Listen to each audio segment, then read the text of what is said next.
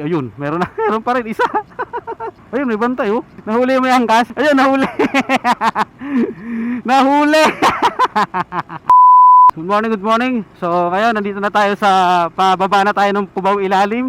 Ngayong day 5. Simula nung pinataas yung multa dito sa bus lane ng 5K, 10K, 20K to 30K.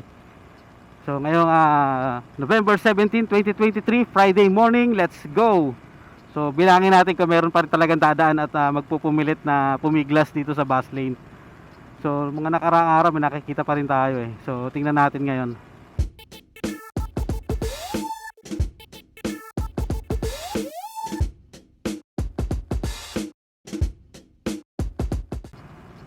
So ayan, medyo traffic ngayon dito.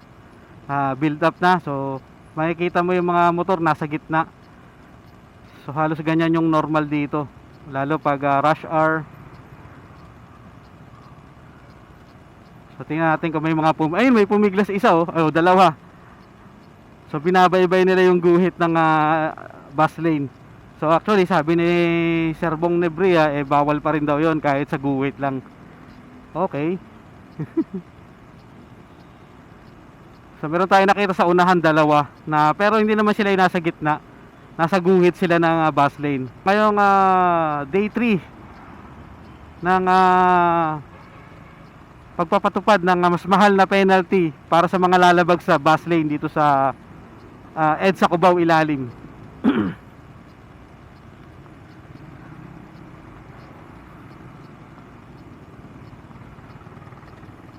Mapapala. Wala pa tayong mga nakikitang mga nagpupumiglas dito Usually, ayun, meron na, meron pa rin isa. Kakasabi ko lang wala lumabas naman yung isa. So meron tayong nakita isa. Hindi talaga to mawawala no. Basta walang bantay. May mainipin na magpupumiglas at magpupumiglas diyan sa EDSA bus lane, lalo na dito sa tunnel sa Cubao Ilalim. Tapos sa show ilalim meron yan, meron magpupumiglas dyan. Yung mainipin ba, yung nasanay na nasanay na mainipin.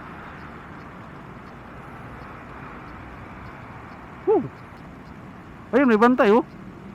Nahuli, oh may huli. Nahuli mo yung angkas. Huli. Ayun, nahuli. Nahuli. Maulit Sabi nang wala na kaninang dumadaan dumaan pa yun, huli. Nahuli yung naispatan natin na nag-iisa na dumaan. Ayun, nandun nahuli. 5,000. Bali ilan yung tatlo? 15,000. Ding ding ding ding ding ding ding. Kota na. Ang sakit no, yung 13 month mo nabawasan ng 5,000. Kung pangalawang huli mo pa 10,000 ang bawas sa'yo. Aray.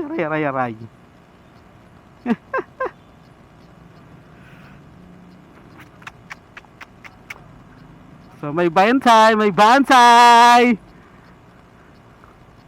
Na-tsempuhan sila. Naka-tsempo rin ang hulihan so, kahit walang media, nandiyan sila nakabantay, di ba? Dapat ganyan. Wala silang kasama taga TV, mga ABS-CBN, GMAs, TV5. So walang media pero nakabantay pa rin sila. So ayos yan, good yan. So pakit na tayo ng main Ave. So minsan meron din dito spotter.